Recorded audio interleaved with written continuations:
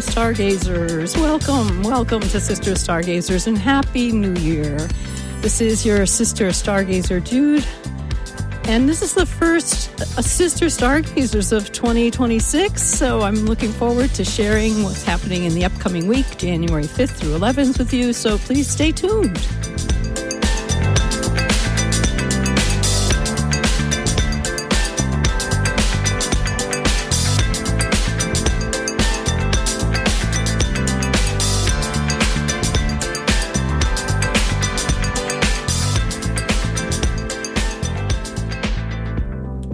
Yeah, here we are in the top of the year. It's really great to be here in the studio, and we're going to be looking at the astrology of the upcoming week. That's January 5th through the 11th of 2026. Amazing. So we're just coming off of a full moon in Cancer.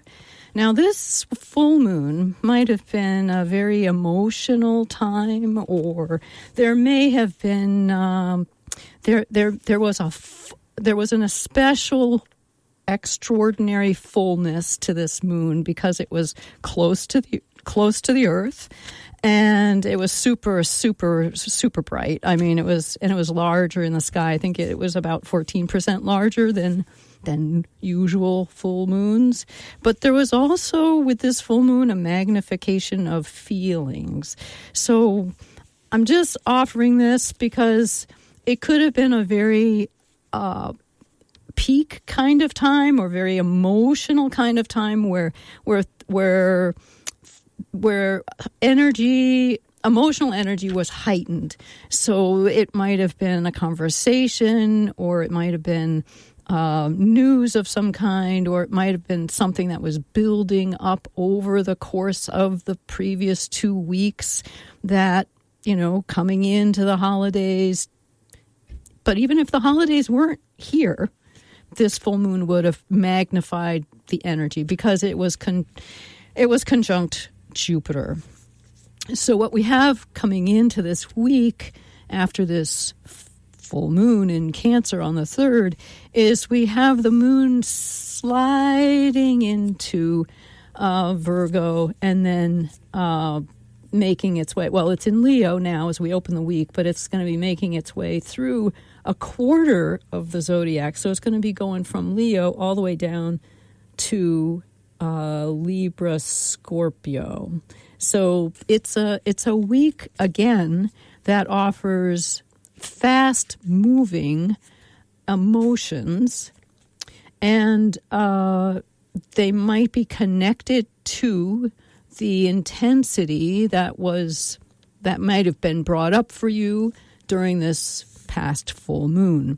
And the moon, the moon moves on quickly, but sometimes the hurt or the emotional intensity doesn't. So I'm just offering during this full moon time, or this post full moon time, as the moon is waning, let go of the charge, if you can, of anything that came up during the full moon, the charge of emotion that came up during that full moon, and let it work itself out. Because let it work itself out in a way that releases the emotional charge. Now, whatever that is for you, if you're a walker, or if you go to kickboxing, or whatever, you sing at the top of your lungs in the shower, whatever it is, to let that emotion out. Because this is a good week with the personal planets, so Mercury, Venus, Mars, and the Sun, all in Capricorn. So an amazing lineup in Capricorn. We have, as of January 5th, 2026, at 11 a.m. Eastern Standard Time, we have Mercury at 5 degrees Capricorn. We have the Centaur Pholus, which was also involved in the full moon to a degree.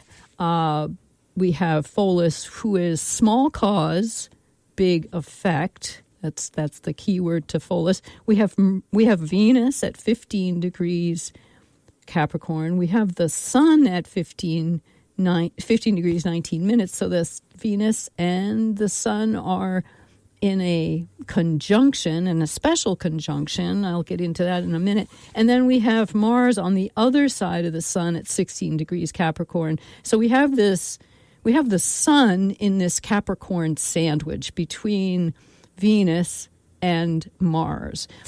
So this doesn't happen. This is a triple conjunction. It's a stellium. It's going to be exact to the degree between each of these planets. It's going to be exact to the degree. I think it's on the 7th, Wednesday. So there's quite a bit of charge in this week, but in a way that we can work with rather than feel, get all kind of touchy-feely about, which was the moon's job during that full moon on the 3rd.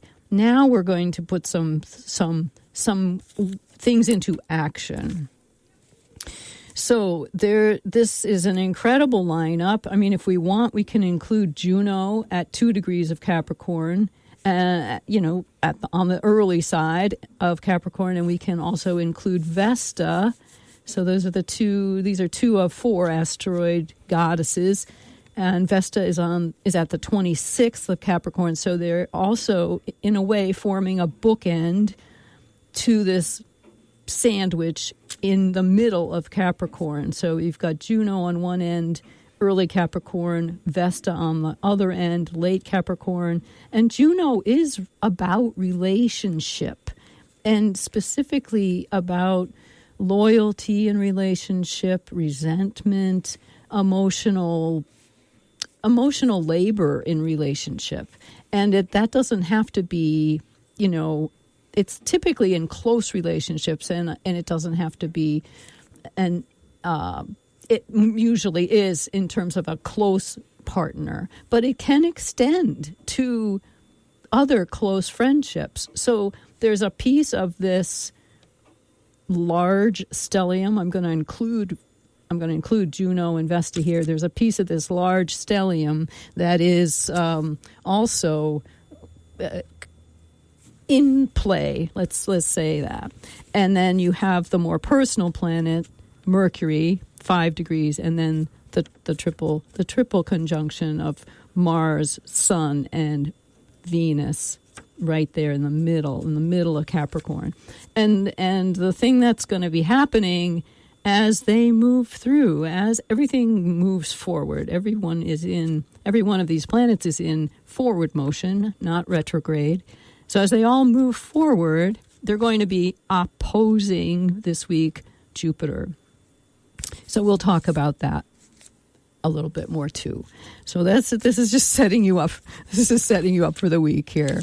What I wanted to mention, which I find really fascinating, is that when planets are near the sun, and there's a certain degree considered important. So there's 3 types of conjunctions to the sun that planets can have. One of them is called under the beams, so under the beams of the sun, and that's when planets are within 15 degrees of the sun. They're considered under the beams.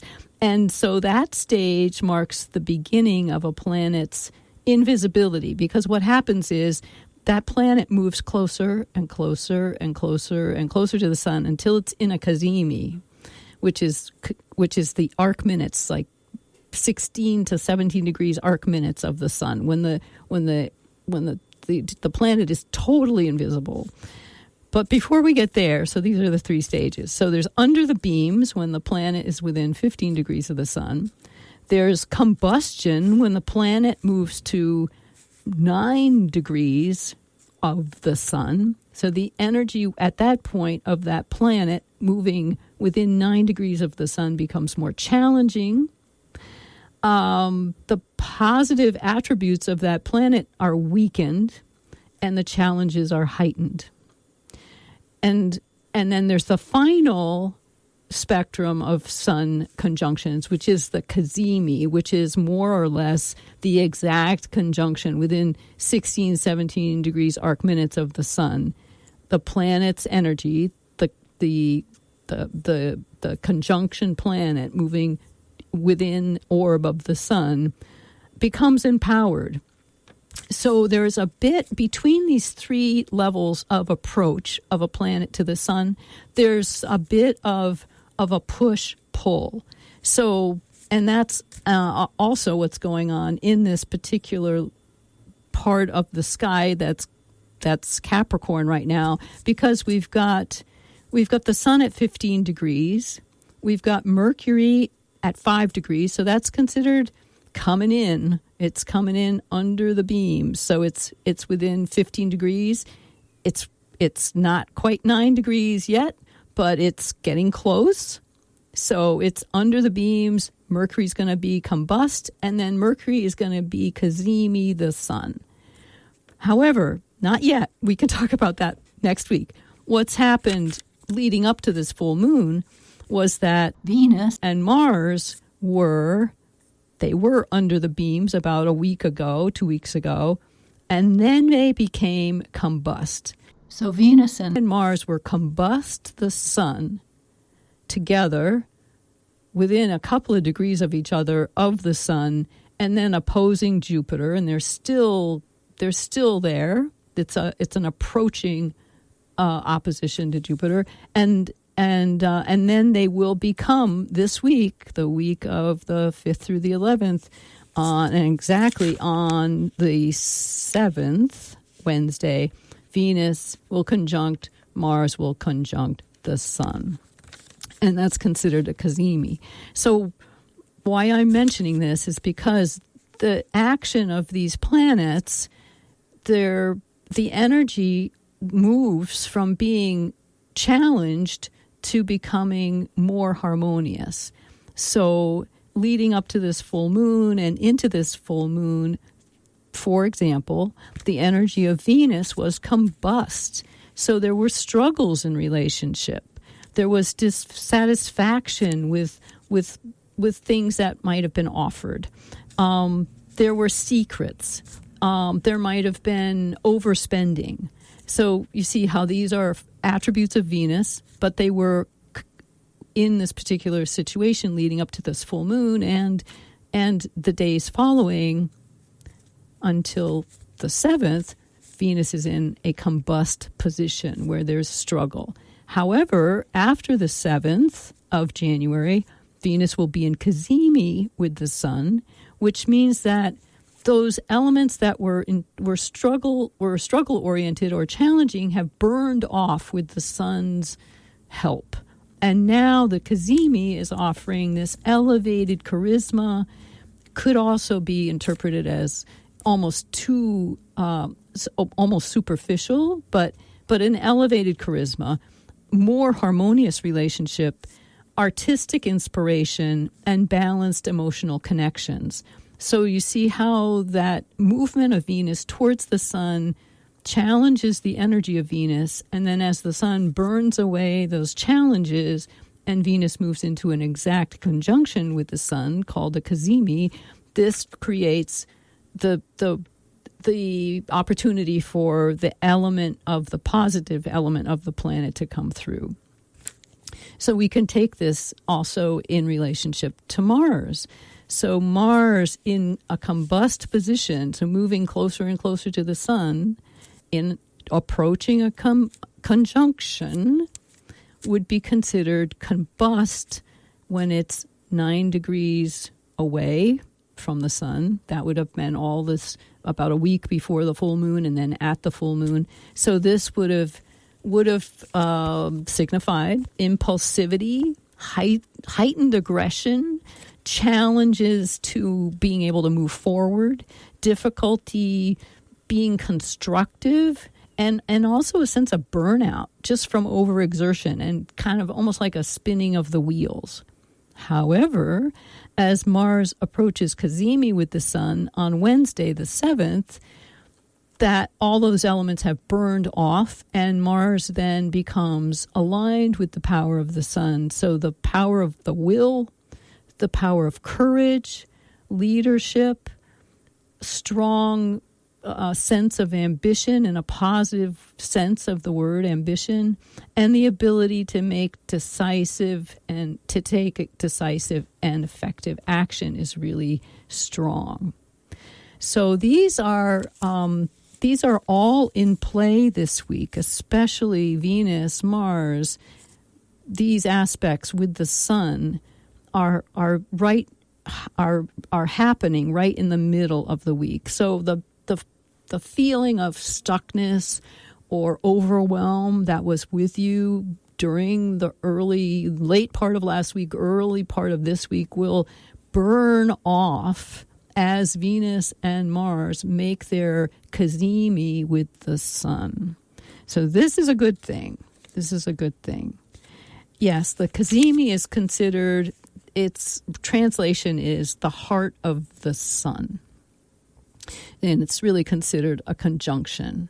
It brings out the positive qualities. It enhances clarity, insight, heightened awareness, beneficial timing. These are all part of what's on tap for us this week. We can now take a look at the week, step by step. We can take a look at some of the other aspects besides this conjunction that are going to be in play this week.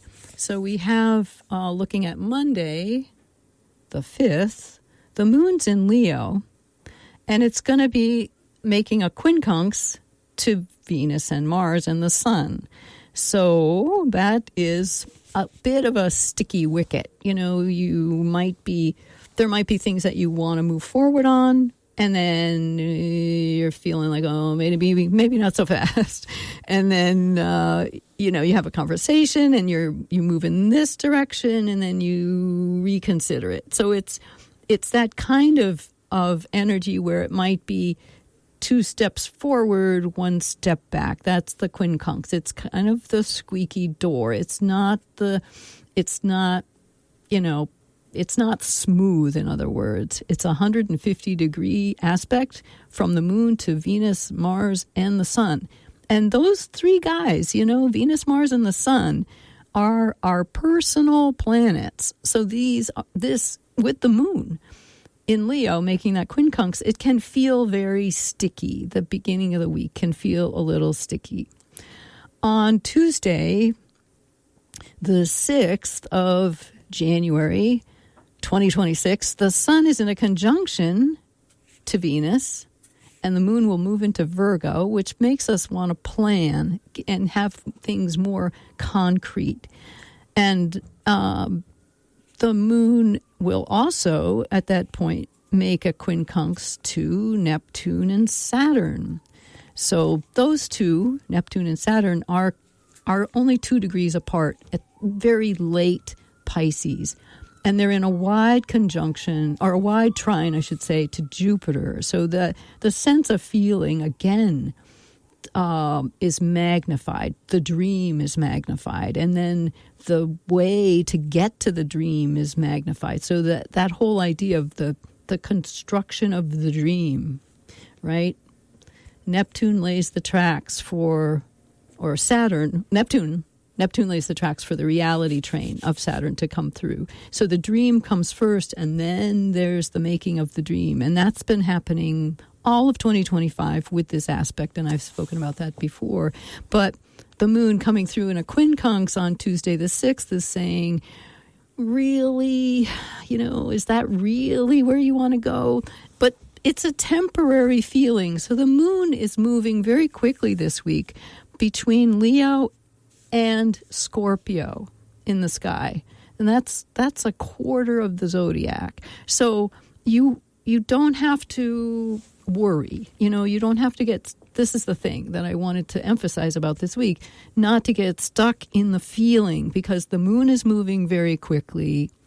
And then you have this cazimi of this triple conjunction of Venus conjunct Mars conjunct the sun, which is happening Wednesday the 7th, 2026.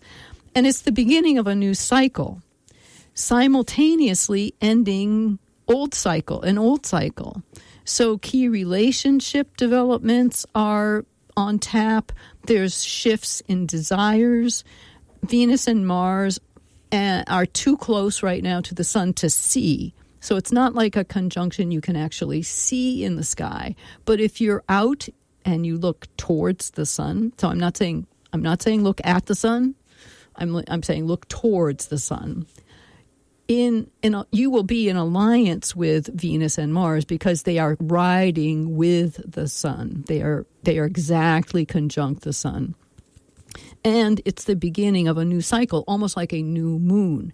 So you could, if you wanted to, put a wish on that particular day, the Wednesday the 7th, because of this incredible cazimi with Venus, Mars, and the sun, for opportunities for harmonious relationships in this new year. And this starts a new cycle, a new 2-year cycle for Mars, and this starts a new 18-month cycle for Venus. So you see how both of these, Venus and Mars, are on their own, they're in their own orbits, right? They rarely conjunct together with the sun, all right? So this is a special time. And in Capricorn, it can signify that things have come to a point of building. They've been built, they're sturdy, and now it's time to release that effort, that construction out into the world, to a bigger collective. So there's shifts in desires at this point. And this might not all come up for you on Wednesday the 7th, but it might play out over the course of the next year and a half or the next 2 years, that there's a shift in how you look at security, how you look at stability, how you look at your relationships, key relationships. All right, so we're working towards Thursday, the 8th, when the moon will be in Virgo and it will oppose Neptune and Saturn. So this is the moon is really pinging this week, almost like a pinball machine. It's pinging on these major planets, these major culminating, points of culmination, which we've been talking about over the past year. Neptune, Saturn, still in a conjunction, late Pisces, going to be moving forward. Neptune moves first later this month into Aries. Saturn will follow next month, February. But right now, the moon is pinging on dream, construction, dream making real the dream, right? So the moon is pinging on that on Thursday the 8th. On Friday the 9th, the sun will be in an exact conjunction to Mars. So this is kind of a rolling conjunction.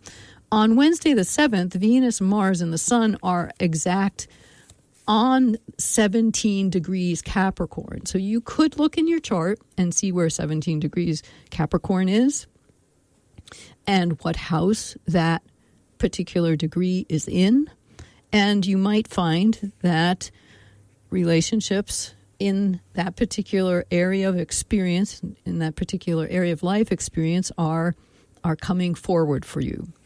So the 17 degree Venus, Mars, Sun, they're all conjunct to the degree, but they will refine their conjunction. So on Tuesday the 6th, Venus and the sun will be exact partile, which means to the exact arc minute. And then as the sun moves on Friday the 9th, the sun will conjunct Mars to the exact arc minute. So there's degrees and minutes. And on Wednesday, right in the middle of the week, they will be exact to the degree, but not to the arc minute. So they'll be each of them will be slightly off. I mean, it's like splitting hairs, right? So on Friday, Mars conjunct the sun to the degree, and Venus will have moved on and will be making an opposition to Jupiter. So Venus opposing Jupiter can be kind of a little I'm not satisfied. I want something more. It can also be inclined to overspend, or it's not feeling very decisive about its decisions, especially in terms of money, use of money, use of resources, what my resources are, how much I have, how much to use for what. There's a little bit, so I would say it's not a good day to make any financial decisions or large purchases on Friday the 9th, because Venus is opposed to Jupiter, making you want to spend more that maybe you don't have, or making you feel like you need to spend more when really if you just hold on for, a few weeks, you'll be able to get that refrigerator on an appliance sale. So that's all I'm saying. Just be cautious with your resources on Friday the 9th or around that day. Saturday the 10th, we've got Mars now making an opposition to Jupiter. So this can also feel very impulsive, like, you've got to go get that refrigerator. So see how these two planets work together. So Venus gives the impulse, Mars takes the action. So, but both of them are opposing Jupiter in Cancer right now, which makes things feel bigger than they actually are, or it makes you feel like the desire is bigger than it actually is, or that you need to spend more money than you actually do. Also on Saturday, the moon will be in a square to Jupiter, so that's another caution. And the moon will be in a square to the sun, Venus, and Mars. So that square, so the moon will be in Libra, and Libra is ruled by Venus. So there is that, again, that kind of push-pull with your resources and your desires. So I'm looking forward to working with you all coming up into this 2026. There's so much astrology going on. There's a few eclipses this coming season, one in February and one later in beyond 2 weeks beyond the February eclipse on the 17th. There's another one in early March that are going to be influential. And there's lots more. I could go on and on, but I want to just thank everyone for hanging in there and listening to me. I'll get this recording. You can always come back and listen on WMPG if you go under programs and then find Sister Stargazers. There's always a recording there. They go back 6 weeks for all the shows, and then this will be posted on the Facebook page and on the Sister Stargazers website, and you can find it wherever your favorite podcasts are. So again, just have a great week, everybody. Watch out for those Cazimis, and just think about all the enhanced mental clarity, the elevated charisma, and the strong willpower that you are going to be able to tap into. As long as you don't overdo, as long as you don't use that extra Jupiter energy on the other side of the dial over in Cancer to overfeel, to get too down in the weeds with feeling. So yeah, I don't think there's any other aspects I need to tap on. And it's always good. It's always good as well not to test yourself during this kind of astrology. So not a good idea to run yellow lights or that kind of thing. So I will leave you there. Take care, everybody. I appreciate all your support, and have a great week.